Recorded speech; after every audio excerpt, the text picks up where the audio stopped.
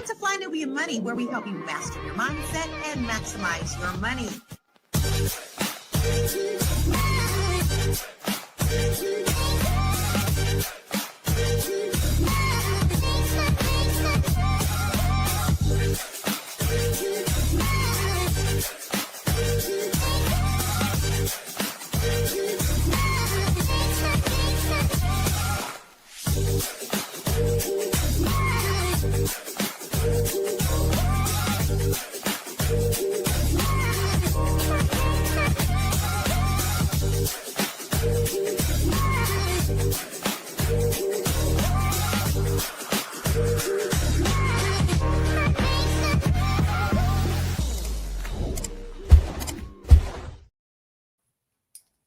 Happy Thursday, everyone. This is Fly Nubian Money, where we help you to master your mindset and maximize your what, ladies? Hey. So listen, y'all. Today we are asking a really tough question. I don't know if it's I think as time goes on, the question doesn't become so tough anymore, right? Is America still the best place for Black people? I don't think that is a tough question as it had been in the past. Now, the government is officially shut down as of today, and the president recently made a strange remark about the N-word. Y'all remember? N-word. This man got on the mic and talked about the N-word.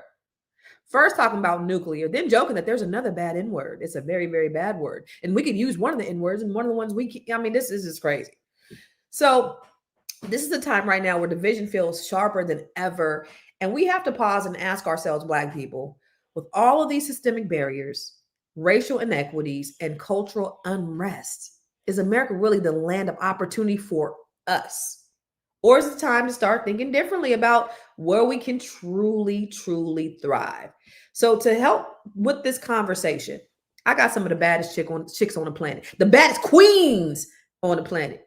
So first up, Miss Shalaye, Camille. And listen, she is out of the boogie Boston. What y'all call Boston? What y'all call Boston? The Beantown, not the boogie down Beantown. And I can't say, with my California accent, Boston, like Lala and I, we used to call it Boston, right? You got to say Boston. Boston, right? So Shalaye is a real estate broker, powerhouse, and she is here. We're going to have this great conversation. And then, of course, y'all know the one and only Miss Lala, another powerhouse real estate professional. Not only does she do real estate, but she does it internationally. She happens to be all the way overseas, all the way in Portugal as of today, but she's international. She does real estate both nationally and internationally. And with this conversation right now, I think it's more important than ever to talk to pros like Lala and even Shalaye, because you said you do international real estate as well, right? I'm getting into it. Oh, you're getting into it. So yeah, we got the right ones on here. And a little bit later, Miss Black Hollywood's going to come and talk with us, join us as well. But is America still the best place for Black people? And so I want to ask the question to you: not is it the best place for Black people, but what do you feel in this political climate, Shalaye, about our place in America as Black people? What do you think? Where do you think we are with this? So I believe that we are where we kind of always been. I mean, I think that we were under the illusion that things are so much better than they've always been for us. The illusion of inclusion. The United States. What'd you say? So the illusion of inclusion. The illusion of inclusion. Yes. And the thing is, like, we're not that far apart from when our ancestors, I'll call them ancestors, but really our great grandparents were slaves, right? Yeah. And so, things have changed. There have been some things that have changed, but have they really changed that much where we can say that we feel included in this society to a point where we can function without, systemic racism and macro and microaggressions and things like that? Absolutely not. I know that all of us on this panel can speak about racist things that have happened to us from the time we were little children and still happen today. Yeah. And, just like the illusion of Boston, oh, you're up north, so, there's no racist there. What? It's crazy, and it's rampant, and it's everywhere. So I just think that I'm so glad we're having this conversation today, because I've been having this conversation a lot, especially with my friends and my family. We need to have other pathways the hell out of here. Lala, based upon what Shalaye said, in terms of us being, do you agree that we've been in this whole illusion of inclusion about the state of Black people? Do you think things have changed a little bit from our ancestors, or are we still in the same place that we were before? What do you think? No, I think it's still an illusion. I think they like to lull us into thinking that we have been included in anything. And whether it looked like it was getting better on paper, with all the things that were implemented after civil rights, the truth of the matter, what went on behind closed doors and underground still was continuing. As long as it's being taught behind closed doors and how business practices are doing things behind corporate doors, we're always the last people to benefit from anything. And we have to fight so much harder to get anything at all. So it is, and it is, and it's going to be an illusion until we do something about it. Mm. So Miss Black Hollywood, tell me you think something. Tell me you think something different for Black people. Tell me that you are more optimistic about our plight in this country. I am more optimistic about our flight in this country. No, Let's go. no, I do believe that, so often we say they, right? And I do believe that as a community, we've fallen asleep. I do feel like this. I'm not gonna blame us for the misfortunes and the things that we've been discrimination and white supremacy. I'm not gonna blame us for that, but I do feel like in some ways we play a part in our own demise only from not unifying, only from not supporting one another, only from embracing the stories that we've heard about ourselves. The representation for Black people has not been the best. And they've shown us ourselves in the tackiest and worst lights. And we've embraced that and fed into the they. They is also us. And so I just want to say that we start to have these conversations like they, but a lot of it is us. I appreciate you saying that, and I appreciate the accountability because there is some onus on us. But I also believe that white supremacy has lulled us to sleep because they have buried it. You got to think about it. Them same motherfuckers that was hanging people from trees, that were posing down. This was just a generation. They didn't go nowhere. They just stopped doing it. And what they've done systemically, because when you talk about lack of unification for Black people, it's not. We were, y'all, we were.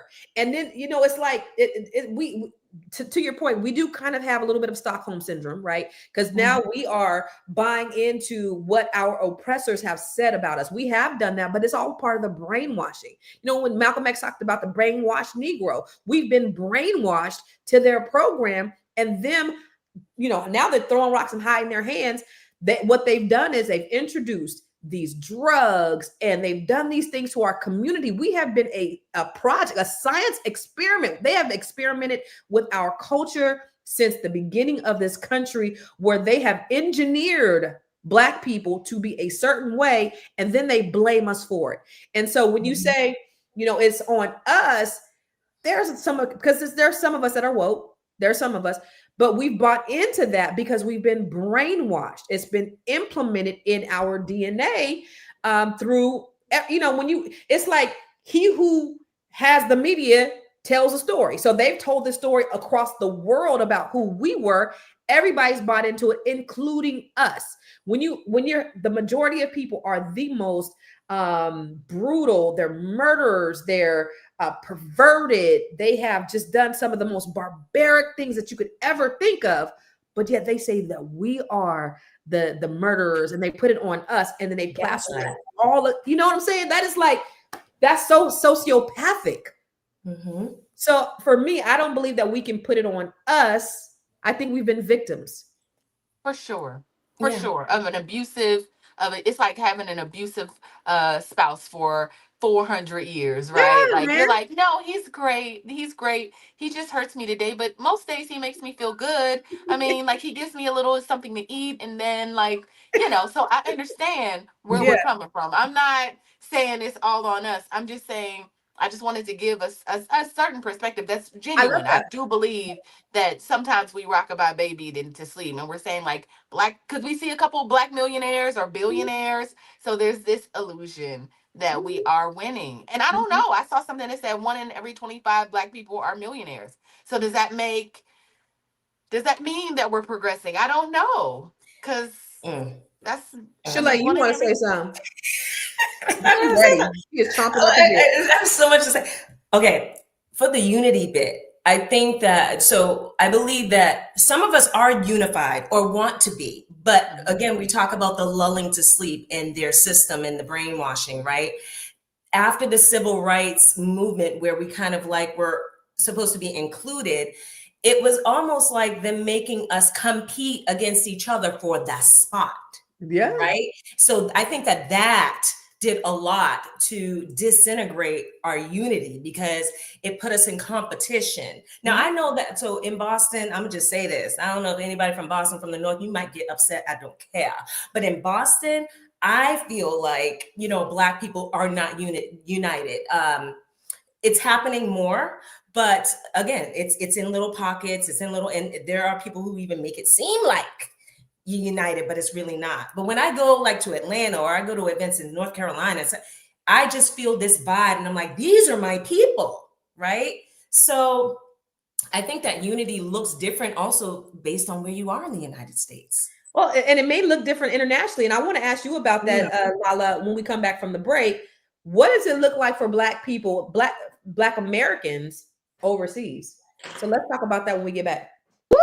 It's a good show right here.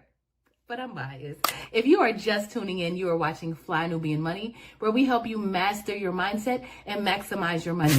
My name is Tiara Williams. I'm also known as Miss Black Hollywood, and I'm the proud producer of this show because it is lit.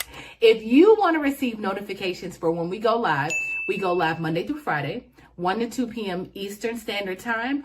All you have to do is text the word Queens to 87948. That's Queens to 87948. That's QUEENS to 87948. Also, if you want to grow your money and not blow your money, all you have to do is go to flynubianmoney.com. There's all kinds of resources, there's courses, there's free giveaways. There's just no reason to be broke in 2025. All you have to do is go to flynubianmoney.com. Obviously, you don't want to be entertained here. You want to know enough to grow. Wait, I need to put that on a shirt. You got to know to grow. Got to know to grow. So know and grow with flynubianmoney.com. So listen, ladies and gentlemen, if you just tuned in, we are talking about, is America still the best place for Black people? Now we've bought into the idea of America the Great. What is that called? American exceptionalism, that we think that we are the best people. We are the superpower. This is the greatest country on earth. This is what we've been taught. This is what they've fed us. And when people leave the country, they say, because I saw that somebody left the country and they were saying, oh, she'll be back in 6 months. There's no other place that's greater than America. On the contrary, I've heard different things. Those things are mostly coming from either one, people who have an agenda to make sure that America looks great, or people who've never gone anywhere internationally. So for you, Lala, being that you're by country, I don't even know what you call it. You're not bi-coastal, you're you live in two different places. What does that look like for Black people internationally? Well, first and foremost, I'm not going to generalize everyone, because wherever you go in this world, there's always going to be that asshole. Oh, period. I mean, just be honest. Wherever you go, there is going to be that one person that is going to have a problem with anybody outside of them. But for the most part, I can speak from travels with my husband and I performing around the world, also being in Portugal. I don't really see it here. Now, there is a discourse right now in Lisbon because of the housing and things of that nature. And there was something that did happen that was racial this past summer. But you do not get that very often here. In fact, learning the Portuguese language, I was in class with a lot of people from Italy, Spain, all over the world. And we were talking and laughing. And somehow we got on the topic of our license and our ID. They were absolutely shocked when I told them I have to put my race on my license. Nobody in Europe does that. So Wow. It's simple little things like that you need to open yourself up. Yes, there's racism all across the whole world, But how some countries handle it is very interesting, because Portugal is number one when it comes to slavery and the slave trade. Okay, Yeah. y'all should know that. And Yeah. that's why people are like, Portugal. Well, let me tell you what, Portugal has also embraced that, and they include that in their history. They have monuments of that, and they acknowledge their part in history of what they have done. But Do you because know of that, we also have no president has ever apologized for slavery? girl, it didn't exist. Yeah. Remember? Yeah. It didn't exist. It was all illusion, right? No, but other countries do fess up to it, and Portugal is one of those. There's a And big Black presence here, and really, a lot has tapped into, of course, Africa and Cape Cod and all those things that they had tapped into. But there is a large Black presence here in the bigger cities. why did you choose Portugal as opposed to any other place in the world? Um, it felt comfortable. I mean, I grew up in little old Louisville, Kentucky. Yeah. And I lived in the country, not in Louisville proper. So it feels like comfortable, like you wave at your neighbors. The babies don't have phones in their hands all daggone day. They're playing. They are playing on the playground, Wow. swinging and coming down slides and all those things. And people are just more friendly. And this is coming from places like I've gone to Italy, I've gone to France, I've gone to all those. And Spain gave me the worst problem ever. But Portugal doesn't feel that way. So Let's not forget, they've not been out of dictatorship for very, very long either. It was early 70s when they had their last dictator. so it's a democracy now. Mhm. Real quick before we go to the video, I do want to ask you this question that Jared brought up. If we agree that Black people build America, why should we leave if we built this place here? I don't know if you watch the news or you're just getting insight on what's happening around us, but it just doesn't feel as healthy. I know for me, after my daughter graduates from high school, I really want to spend a couple years abroad just to take a deep breath. I think that it's exhausting. Like you were saying earlier, we don't even know how we have it healed. We don't even know because we're in it. So we can't until we get out of it and kind of take a breath and we're able to have a perspective that is not inside the belly of the beast. I think it'll change what we think. I mean, if this was an inclusive country, if you didn't see people running down people that they don't know if they're citizens or not and beating them to the ground and then putting them in, like, it just feels very it Bullshit. feels very it just feels, aside from, I don't even want to use the word divisive, but it's almost ridiculous. I feel like I live in a twilight zone. And so Seriously. if making it literally live in a twilight zone every day, I put it on Instagram, I'll go through just my thread and it'll be like Twilight Zone, Twilight Zone. I've just started doing it for fun at this point because every time I do it so often, I feel like I'm in the Twilight Zone. And why would you want to live in that? Yeah. Right? Why are I feel like we're surviving yet again in a country that doesn't really want us. It's like you playing slug bug on the slug bug. You ever play that game when you slug bug? Every Yes. time you see you do that with Twilight Zone. Yeah, Twilight Zone. Let's keep score. Oh my God. That Every is time. crazy. So I don't know if anybody else feels that exhaustion of just like, Yes. what now? What's Oh. gonna happen? It Yeah. is very exhausting. If you had an opportunity to move abroad, Shalaye, would you consider it, being that this is where you're from, your family's here? Would you? It's absolutely, number one, absolutely. I've actually been having this conversation with my sisters. Like, y'all, we really need to think about, and some other family members, we really need to think about a pathway out if we need to get out. And I wrote down a note about Jared's comment because I saw it. And I understand what he's saying. Like, we built this country, like, why would we leave, right? But they had us, we didn't build it voluntarily, first of all. And this country wasn't built for us. And they specifically built it for us to be on the bottom rung. So that's the foundation right there. This country is specifically built for us to be and stay on the bottom rung. So it's not like we built this country and it's a great empire for us and now we're gonna leave it and abandon it. That's not the case. And then my question is, what is the alternative, right? And we've got to all agree on this. Like, are we going to stay and revolt and fight for it? And if we're going to do that, okay, what's the plan? What's the plan around that? Because to stay in the muck, you know, when we know it may be even getting worse and not, you know, thinking about the alternative, I think that that's just not a good plan for us as a whole. And I get that everyone may not be able to get up and go, but let's have these conversations early so that we can prepare. Well, the economists have said that we are in the process of the fall of America.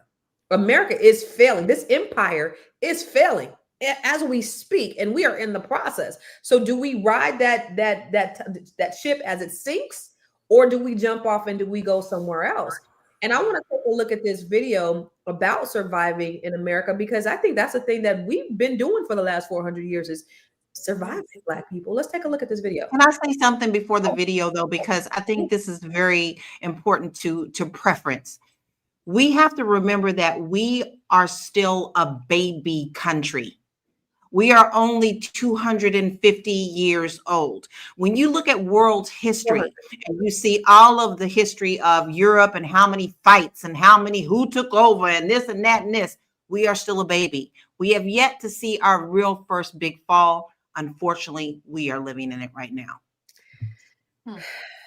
Boom. Oh, Drop we that gonna roll mic, that baby. thing. Drop that Wow. mic, baby. All right, so look, if Black people and other melanated peoples are going to survive America, then we are going to have to learn how to work together. We start small, we build trust, and we expand it until it is something that they cannot destroy.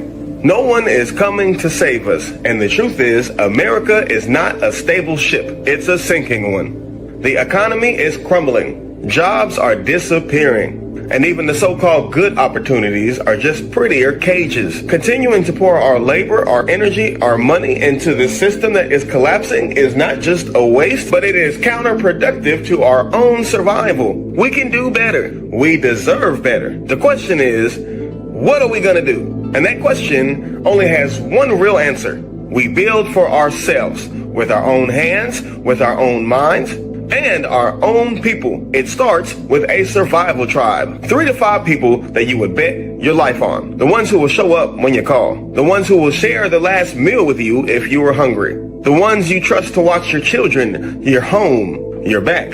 A tribe is small, tight, and resilient. You share resources, split costs, trade skills, and protect each other from whatever comes. Now, when these survival tribes start to join forces, they form a village, and each tribe brings its own strengths. One grows food, another one has carpentry skills, another has transportation solutions, and another might know trade and barter. And the village becomes the place where resources circulate. We can get our needs met without having to beg this system for scraps. And every time we trade with the village instead of the system, we stop feeding a machine that's been feeding off of us for centuries. So then those villages turn into communities, larger, interconnected ecosystems where skill and trust spread. And those communities.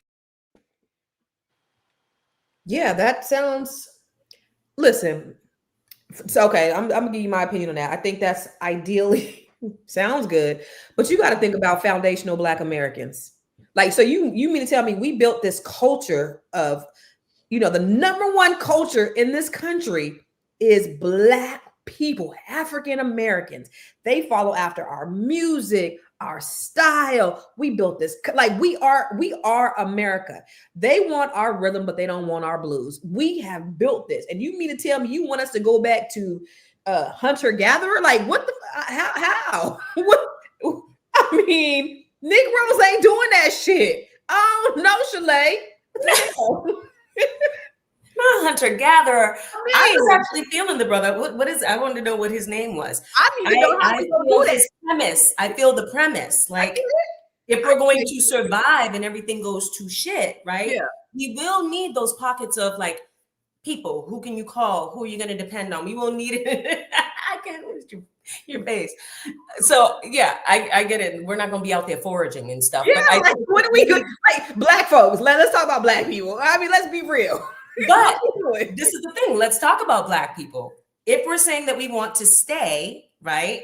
And it does, like, we're going to go through this period of this country being crazy, right? We will have to have some skills. So do we need to start thinking like that? Okay, if we're staying and we're down with this country, we're down with this land, we need to start thinking in those terms of if something happens, what are we going to do?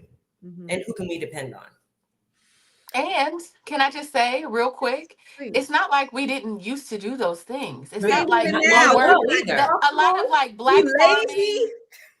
farming. No. See the story you Come on, bought. baby. Come on. See the story you bought. But you gotta Yeah, think we can about do this that. one day. All of us, Constance. No, but But he just said your strengths, whatever your strengths are.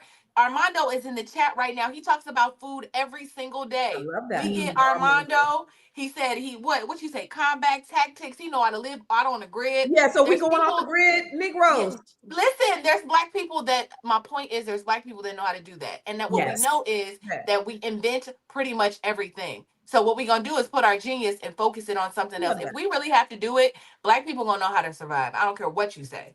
And the thing is, they control the grid. This is another conversation that we should have, y'all, about AI and all that. But they control the grid. So that's a real thing that we might have to go off the grid because they just might shut it down, or another country might be sick of this bullshit that's going on here and do something to our grid. Those are real scenarios. I know I've been thinking about it. Those are real But scenarios. the thing is, we have to be quiet about it. Let's be very truthful, okay? You cannot go out here in this world and say, this is what we gonna do, right? What I love about this video is he said, who's your ride or die? Who's your ride or die people that you are with? You ain't got to start with a whole community. Start with your ride or die. If I know how to grow food and you know how to make medicine from that food or whatever, let's trade. Okay, let's teach each other what we know. If I know AI, okay, there's some babies. They're babies. Come here. Let me show you something, how to do something right now. You start with your ride or dies and you're quiet about it, because the minute they find out or see us being successful, they will find ways to shut us down every time. Just look at history, period. So you've got to be quiet about it, but you must be serious about it. I have my tribe. This is one of the reasons we're doing the Black Business Directory as well. The little things that you think that don't matter, they matter. I can dig it. I do. I will. Let me ask you this, Miss Black Hollywood. Don't do me like that. Don't do me like that. I'm not. I just want to know. Okay. Because I know we need to do for ourselves. That ain't gonna work for most of us. So let's give a real freaking solution. What should we do? Where can we really go to do some things outside of going off the grid and sharing food and research? Like, what's a real way that we can really apply this shit up here? Constance saying that is not my life. I live in Bowie, baby. You mean you have to give up all of this and I got to go off the grid and do what? I didn't build this house. But no, okay, you're laughing and it's funny. It's absolutely hilarious. I get it. But Constance also is a wealth of knowledge, right? Constance, you have the Net 7. You have all these other things that you can teach skills to people too. And it doesn't have to be what you see in your brain. Like, I need to go off into the forest and see which mushroom is poisonous and which one's not. That's what it sounds like. Constance uses her wealth of knowledge so to where pass can we it down. That's what I'm saying, Lala. So where can we realistic? How can we realistic? Because that was a good idea in terms of like, okay, we need to go out and start. And so maybe, hypothetically, he was saying we should do this. But to me, it was like somebody needs to gather the food. Somebody needs to no, I don't want to do that. We do need to build our own Black communities. How do we realistically do this? Constance, look at your community. I know, that's what I'm saying. Funny, but no, let me finish what I'm going to say, because this is really important. And I know it's funny, but guys, this is really not funny. It's not funny, Lala. I know. I'm laughing at her response. I'm laughing at her response. Go ahead. So listen, Constance, you're asking where can we go, right? Mm-hmm. Look at us all right here.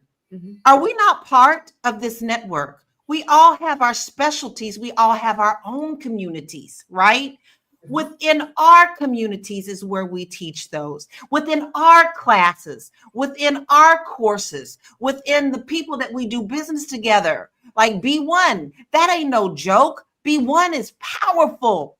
And then what do? Constance, I know somebody in your area, sis. I need them to buy a house. I'm contacting you. Now, my community is your community. Shalaye, Boston, Canada. All right, I got someone for you. So now my community is your community. Tiara, I need somebody to write a book. Okay, I'm going to your community. So it's not just foraging, because somebody in your community probably is, and you still can work with them. But this is too important for us to miss.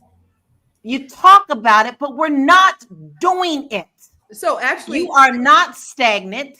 You do not have to stay in America and be oppressed. You do not have to go to the areas that hate you when we have a strong community right here. So what you're saying, I am in agreement, because this is what I do. This is what I live and breathe. This is I believe in. I practice collective economics. That's what I do. I'm saying, where can we go physically? Not just your network over here, not just me working, but where can Black people go if we want to defect from America and we want to do something different physically? Where can we go so that we can build something outside of going to the forest and, you know, getting our ammo together? That's what I'm saying, because that's what he was saying. So what can we do? What's like a real plan outside of, because we're doing the collective economics and a lot of us are working together, but where can we physically go? Tiara, well, that depends on what we got going on. We're building communities as we speak. If them white folk can get together and go to the Ozarks and only say white folk, then so can we. And we've done that. And every time that we've been successful, they come after us. Of course. So we have to be prepared for that. But it depends on where you are, who wants to join you, and you have to start from scratch. It's not like we can say, we're going to pick this area right now until we go, hey, there's a plot of land that maybe we all can get together and buy together and start our communities together. It can be done. Yeah. I'm gonna shut up. Any other ideas?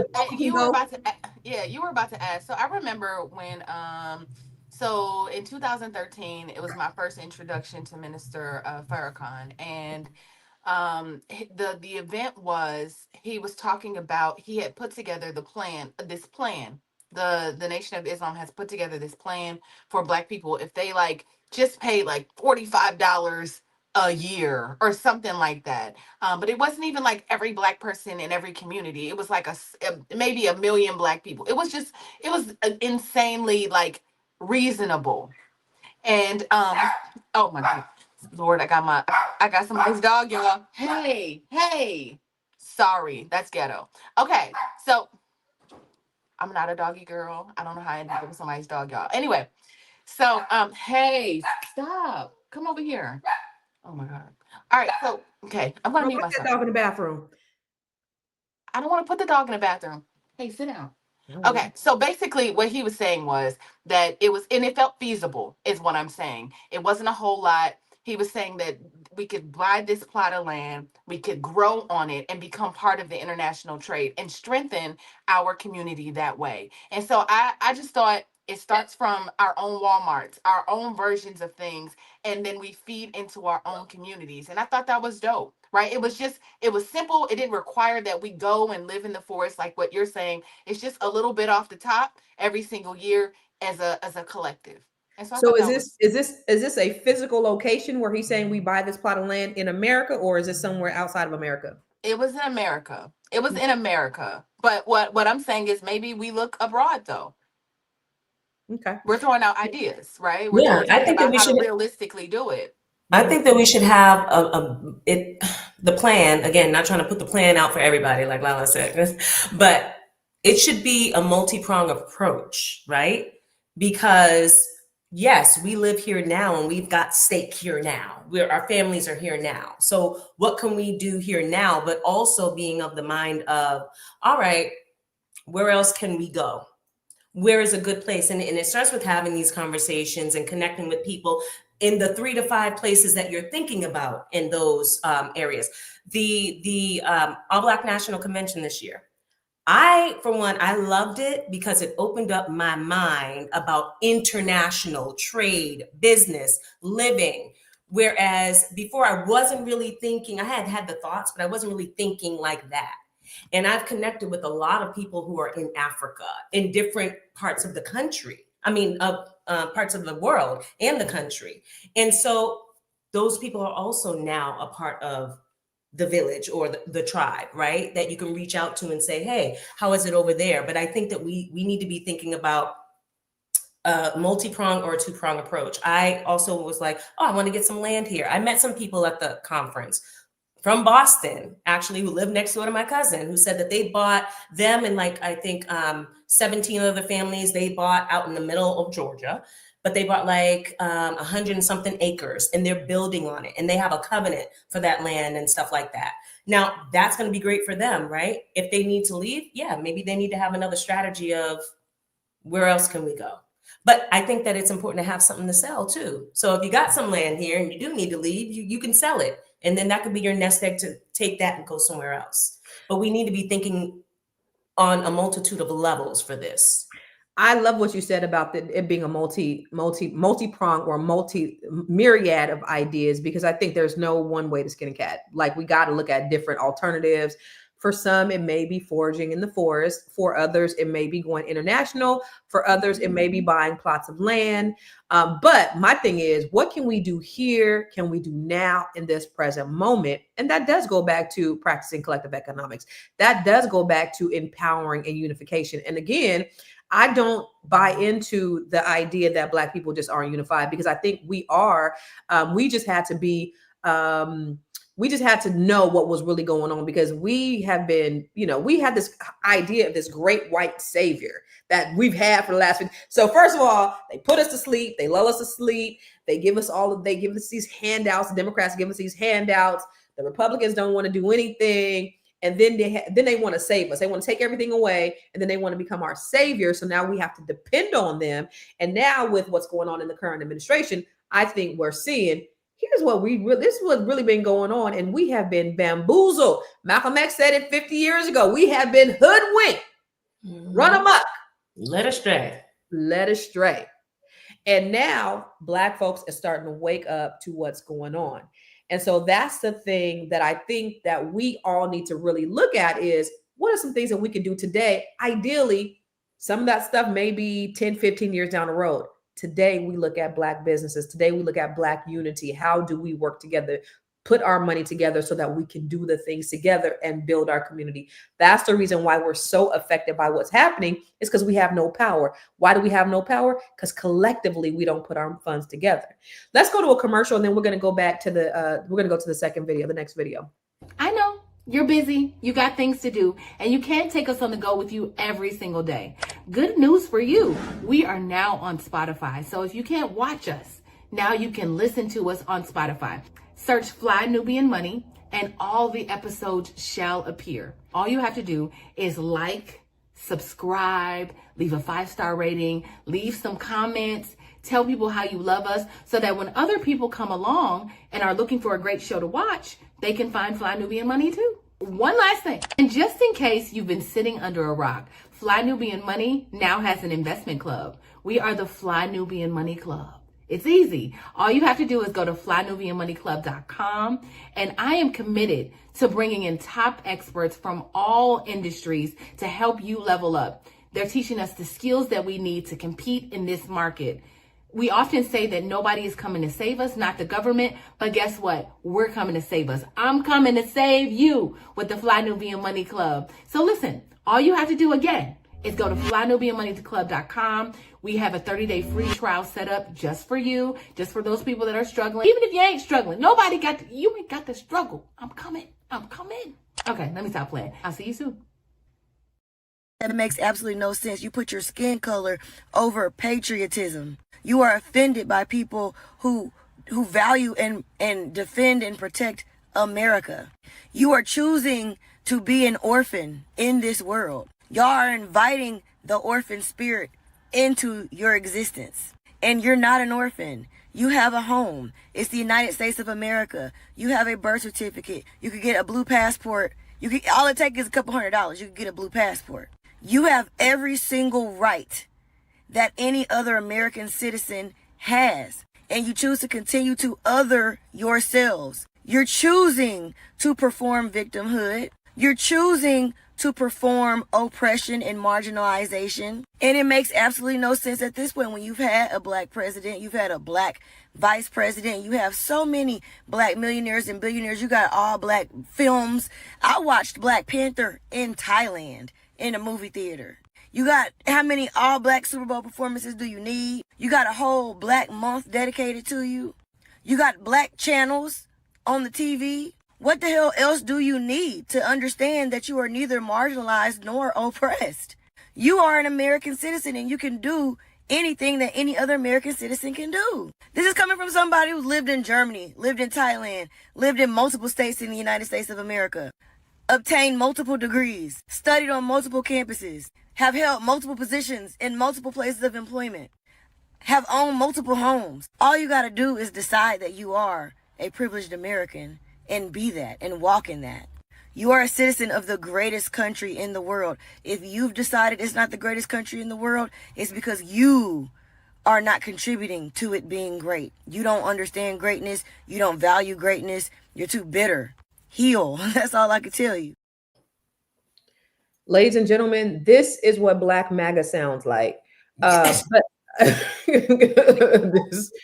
Lala, what do you think about what this lady had to say about all of you Black folks who walk around claiming that you're so oppressed in this great country of ours?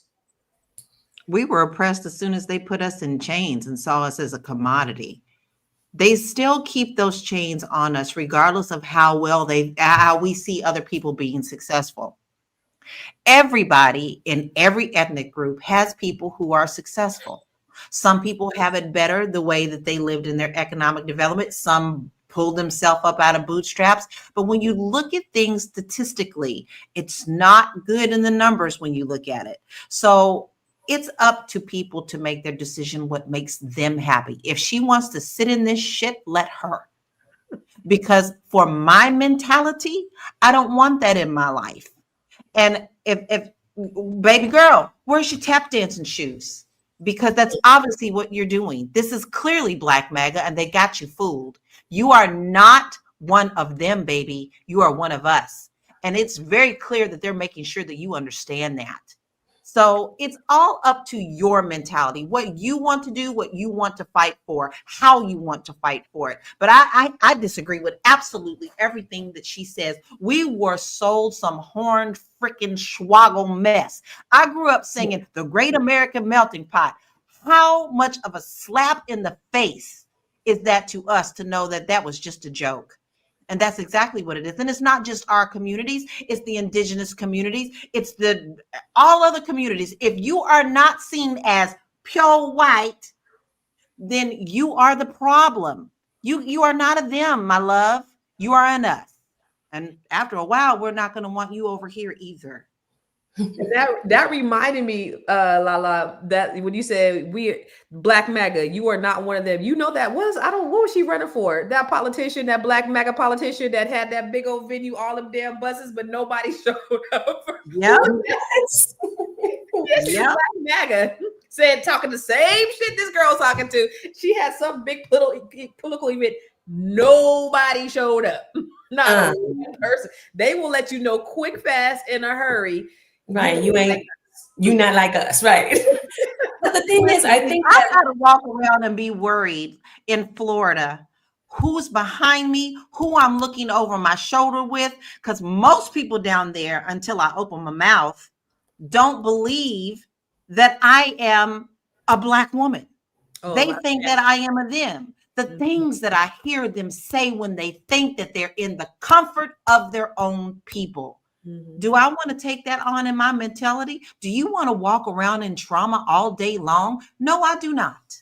You know, I think that a lot of times people talk a lot of mess out of their mouths. And I think that there's a big point that gets missed in all of this that we talk about what we can do as Black people, as humans, right? Pulling yourself up by your bootstraps, right? We forget that every citizen, every human does not have the same capacity or fortitude, or everyone doesn't have the same intellectual, visionary, monetary, economic capacity, right? So it doesn't matter. Like, yes, you can want to pull yourself up by your bootstraps. Some people are only going to be able to pull up to a certain level, and that's the best that they can do, right? And then other people will be able to pull up, higher than that, and that's the best that they can do, and they're giving their best. I think it's sickening to look at people who have been systematically oppressed and put into poverty and say, you got to pull yourself up by your bootstraps. And I think it's sickening when we look at each other like that too, right? Like, I did it. I bought multiple homes. I got a business. Right. You know how a little off we all are to be entrepreneurs? We're a little off. Okay. Yeah. Most people don't think like us, and we're thinking, no, we want to be millionaires. And those people are a little more off than us to even get to that level. There's a certain mentality that you have to have, and everyone does not have that. And that does not mean that we're better or worse off than anyone. Everyone has different capacity for different things. So yes, I feel like us as Black people, we need to be looking at who among us can pull it up, right? As high as we can pull it. In a rising tide, what's the thing? A rising tide lifts all ships, right? Because all of us are not going to be able to do it. And that might sound socialist. That's fine. I believe that, yes, let what we can do, the brightest minds, the people with the money, let what we can do pull everybody up. Everyone is not going to have that capacity.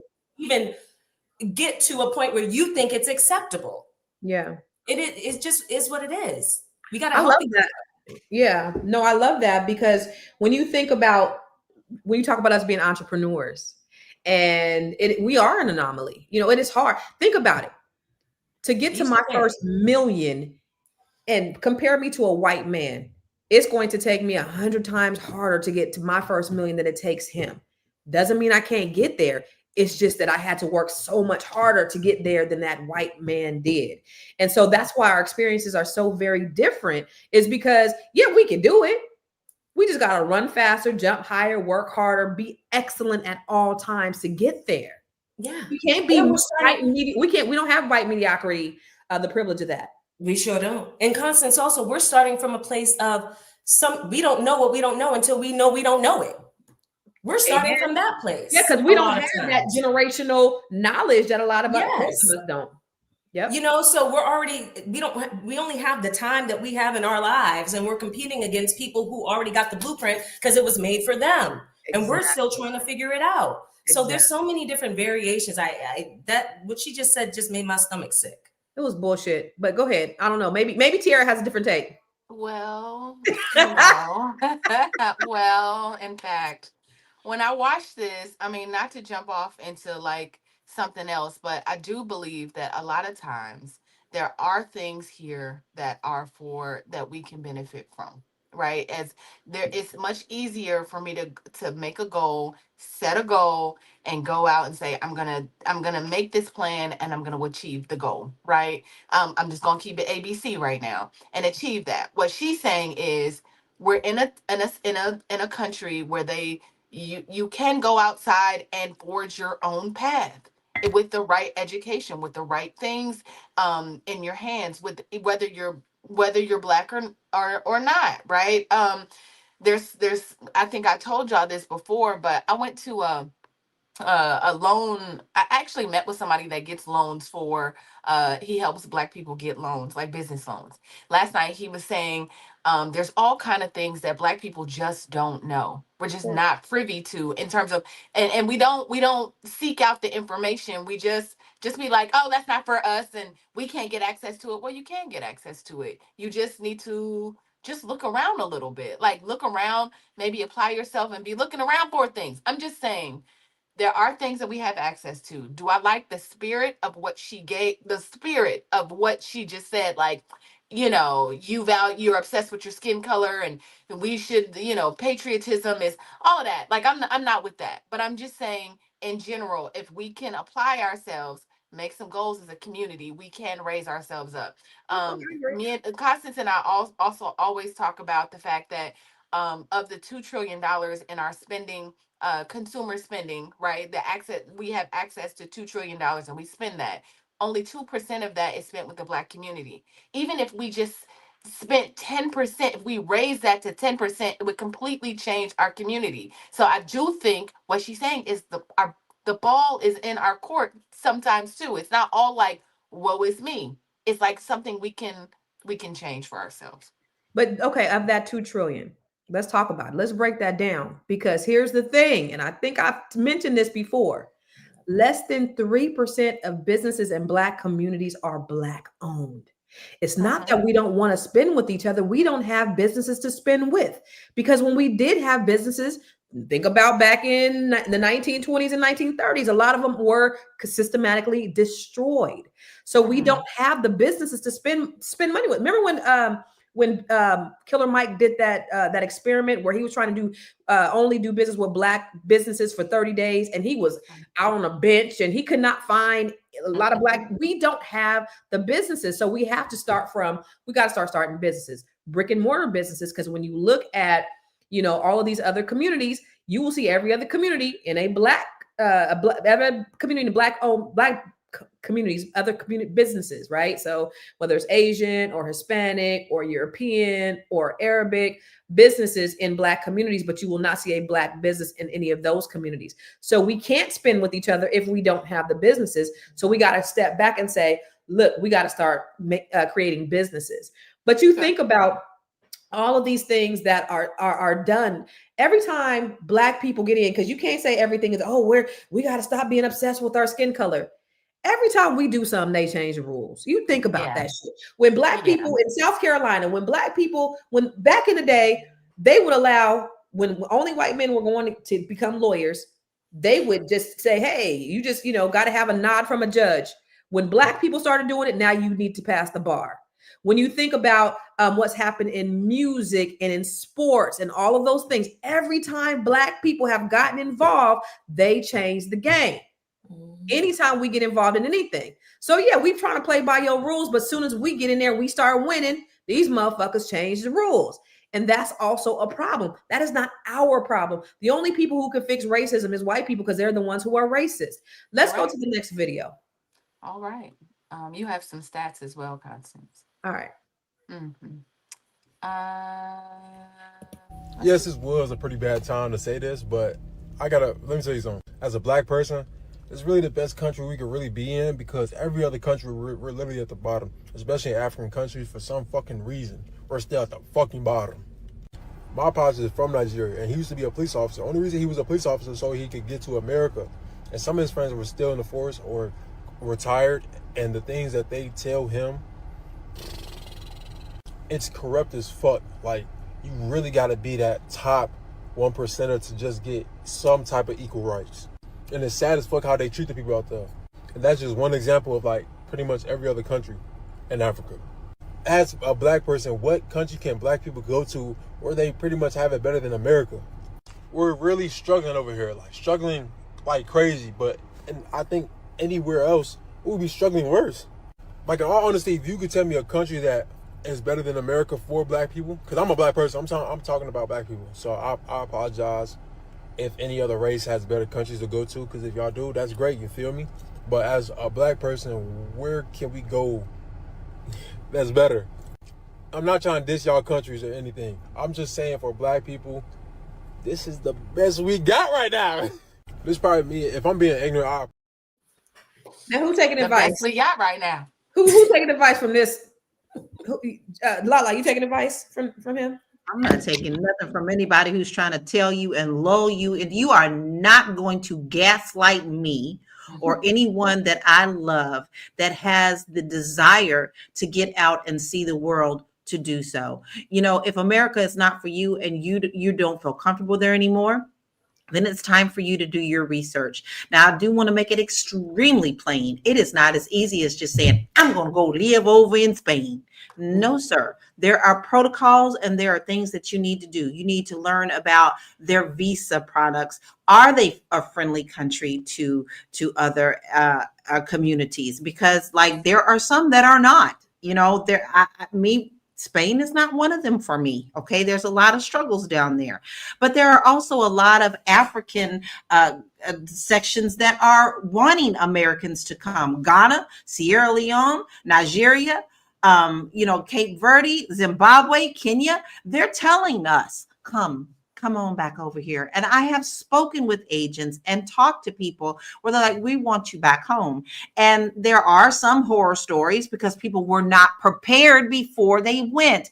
You must do your research. So you are never going to be able to gaslight me into thinking that America is the be all, tell all, do all. No. So Shalaye, you taking advice from a ninja in a Home Depot apron? I can't with y'all. No, and so he said something, right, that stood out to me and resonated. He said something that resonated with me, and this is my question. But where? The world is a big place, and we're kind of concentrated here. Black Americans, we're kind of concentrated here. So it's natural for us to be like, oh my God, in this big wide world, where can we go where we can actually feel like we're in community with our people? I feel like this feeling may change in the future if more of us like go and get second homes in certain places. This is how people came to the United States. Like I have some Cape Verdean in my family on my father's side, right? This is exactly how the Cape Verdeans like got to Massachusetts, and there's a large population of Cape Verdeans here. They said, where can we go in the United States? Let's go to Massachusetts. And then that person went, and then their family came, and then more families came. And this is how you settle a population of a people in an area where you feel comfortable. So I feel like we need to start getting out, exploring the world, maybe getting a second home, putting down some roots somewhere, trying it out, telling people back home about it. And I feel like that will bring more people to that area. So that's my thought. No, I'm not really taking too much. I mean, what you said was absolutely 100% valid. And I mean, you think about it. He's talking about all these shithole countries that Trump has said, and the things that he's talking about is because Europeans have pillaged them. When you think about Africa, they have been pillaged by Europeans. So this yeah, is going to change. I mean, come on. This has got to change. And I think that our African brothers and sisters over there need our help. Yeah, I do. So this has got to change, because also that's a concern too. Like you hear about all this corruption, but also we're getting this information secondhand.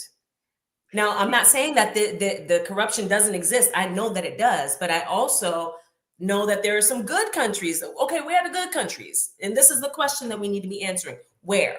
And that's what I agree with the brother on. Where can we go? Where can we start? I remember that 60 Minutes interview with Farrakhan. And he said how Nigeria or the country in Africa was the most corrupt. And remember, Farrakhan read him for filth and said, you are the most corrupt country. And you have the nerve to talk about. That was so great. I wish we could have showed that. But anyway, Miss Black Hollywood, let's go to that next video. I thought you wanted that, Sterling. No, I want to go to the next finger is on the trigger. Okay, my finger is not on that trigger. All right. I wanted the other trigger. Here we go. And let me just say this. I'm never going to get tired or stop telling people about how leaving out of the United States literally healed me. Okay, healed me. Every Black woman should know that there are options, and you do not have to stay in the United States. You literally don't. Black women have been expatting and moving to Costa Rica, Panama, Mexico, Thailand, South Africa, Ghana, Portugal, everywhere. Black women are out, okay? And as a Black woman who moved abroad over a year ago, I can confidently tell you that leaving out of the United States was the best decision I've ever made for my mental, spiritual, emotional, and physical well-being. Oh, and financial well-being. Like literally, leaving out of America healed me, and every Black woman should know that there are options for you to finally get out of survival mode. You can get out of survival mode. You can have a much better quality of life, regardless of your class or income. And honestly, take the leap of faith and move abroad. If you have been thinking about moving out of the United States, if you have been thinking about starting your digital nomad or your expat journey, let me be the one to tell you, encourage you, and let you know that you can do it. I mean, at minimum, at least visit, right? It's Black Hollywood. I mean, at minimum, let's visit. Yeah. I like the idea. I like what Shalaye said about dual citizenship. I think that's dope. I see myself wherever, maybe in the Caribbean, somewhere a little closer where there's a large Black population, that I can get dual citizenship. I can still get back to America if need be. They have excellent health care. I don't know. I'm with it though. Y'all know that they just found, what was it? $12 trillion of gold in Uganda. Yes. And now Uganda is on the Get some map, and moves, all these sister. European countries want to be best friends again. Mhm. No, they didn't learn their lesson. They'd already said, "Don't come over here. Don't come over here."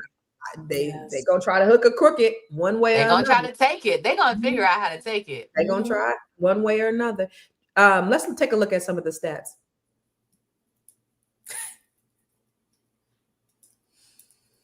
So the wealth gap, the median Black household is about 24,000 compared to 188,000 for white households.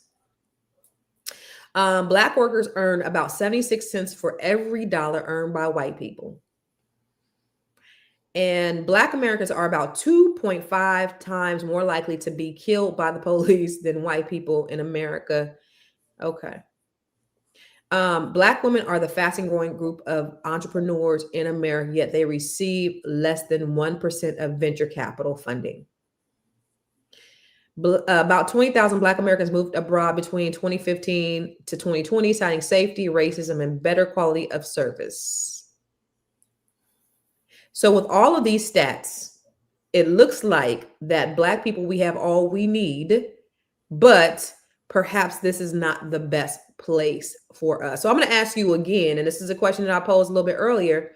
What is a good plan for Black America in this next iteration? What's next for us? What's the best plan? And I know we're not a monolith, but just give me a high level plan that Black people can do. And we'll start with you, Lala, to end all of this. Well, the first thing you need to do is start in your household. Like, you have to make the decisions that are best for you.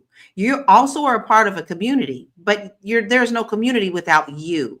So you have to look at how you want your household, your mentality, if you want to stay and fight, if that's part of it, then do something. But it all starts with you and your mentality. And if you do want to move out of the country, I highly, highly suggest that you do discovery trips. You can do the research before you go, but make 2 or 3 trips over to where it is that you have the most interest in so that you can see if it is a good fit or not. Now, on my website, I actually have a moving abroad quiz that is free. This is going to help you decide, hey, is this something for me or should I stay put? And then you can sign up for my Portugal newsletter as well, where I teach you things that I know about Portugal, maybe give you a few little words, places to go, places to live, the culture, everything. It's not for everyone. And unfortunately, most people who are watching now want to make it a one-sided thing. This is an individual decision. You've got to make the right one for you and those you love. Go to laurakey.net for that quiz and that newsletter. Amen. Hey, that was good shit. Shalaye, I'm going to ask you the same. What is a good high level plan strategy for Black people in this next iteration? I believe that us as Black people, we always need to be thinking in the way of options. Okay. Since we Black Americans don't really have a homeland at this point because of what has historically happened with us and how we got to this country, we need to always be thinking and planning, around what are our options and keeping those options open. I know for me, what I am thinking about is definitely, what are my options here? What do I want to do with my business here? How much more real estate do I want to get here? I want to have things to sell if one day I need to just pick up and go. And I want to have land, but also what are my options abroad? Where is it that I would want to be with my family? Where is it that I can buy another property and maybe bring my family over and we kind of like settle the area? That's what I would suggest, doing the research. Like Lala said, taking the trips. I think most of us have not been over there, right? So I get it. It can be scary to even think about that. But I believe that we need to start having these thoughts and having these conversations, because it may be something that we may have to do. I think we all need to have a pathway, an option to have a pathway if we need to or want to do that. I'm Shalaye with Vital Source Realty here in Boston, and I can help you buy or sell real estate anywhere in the United States and Canada. You can reach out to me on IG at Shalaye Camillo, on YouTube at Shalaye Camillo. Visit my website, vitalsourcerealty.com. Good shit. And Dr. Vibe said more options, more freedom. Dr. Miss Black Hollywood. Come What on, about Dr. Hollywood. What was come you on, about to Dr. say? Hollywood? Dr. Come on. Hollywood. You know, listen, Come on, I'm so used to having doctors on the show. We ain't got no doctor on today, so you got to be the resident doctor. We the doctors today. We got PhDs. Well, we got public high school degrees too. So I see Anonymous yelling in the chat. This is our homeland, right? And I think that it is. I mean, to an extent. But sometimes when I travel abroad, it's so funny that I get like a feeling like, why can't I just relax? There's something about it that feels like I can breathe when I go other places, when I'm surrounded around Black beauty, when I'm just hanging on a beach somewhere, and I'm like, dang, this feels good to my spirit. So I'm not saying that doesn't happen in America, but there is something that I feel like beyond this being our homeland, we are immigrants of this country, right? They brought our ancestors here, depending on what you believe. None of us was here, so this is our land, but and not really. And so I would just be open. Like I said before, I'm open to the idea of dual citizenship, more cooperative economics. I feel like that is the plan. Us just being intentional about the way we spend our money, the way we the way we interact with other Black people. To me, this is my tribe. This is a huge part of my life. And so I'm very intentional about those things. But I would say that dual citizenship feels like it's the way. Just so if you need to get out of here, if you feel overwhelmed, there is somewhere you can escape to, because America is a lot. If you were looking for me, my name is Miss Black Hollywood. I'm at Miss Black Hollywood across all platforms. This Saturday, we have something coming up with Dr. Sabrina for the Fly Nubian Money Club. She is teaching us how to secure our wealth, but also transfer it properly. So make sure that you go to flynubianmoneyclub.com and sign up for our 30-day free trial. Come on in the room. I love it. Listen, this has been a great conversation. And my thing is this, like, I'm probably not as well traveled. You know, I've been, to Europe and a lot of different places, but I haven't been anywhere where I've thought, this is a place where I would want to hang my hat for the rest of my life. And maybe if I thought that I wanted to move out of the country, maybe I would look from those lenses. But what I think for me, at damn near 50, I don't know that I'll be relocating outside of the country. I don't know. I mean, unless I'm forced to. So what I just think, as for the folks who ain't going nowhere, because I think I'm one of those. I think that just going back to the plan, and I'll never stop saying, and the plan don't change. The plan is we have to start practicing collective economics. We have to start creating businesses, our own businesses. It's paramount. The only way we will be insulated from a lot of this. Think about how other communities are insulated because they have the money, and the money brings the power. And so if we could work together to beef up our collective wealth, then I think that's going to be a game changer, no matter who's in charge, no matter what's going on, because we have the power. Now you got to think about it when you look historically, or look at the powers that be, because obviously Donald Trump is just a puppet. He can't tell. He don't know the difference between his ass and a hole in the ground. But the folks who do have the power, they are sick with racism. And those are the people who are pulling the strings of what's really happening in America. And they have years and years and generations of wealth that we simply got to catch up with. But the way that we can do it is if we work together. Remember, the biggest threat to America is Negro unity. And so unification is paramount if we want to make it next. So that's what I say. That's what we got to do, is we have to work together and unify as Black people. And I think that's what we're doing.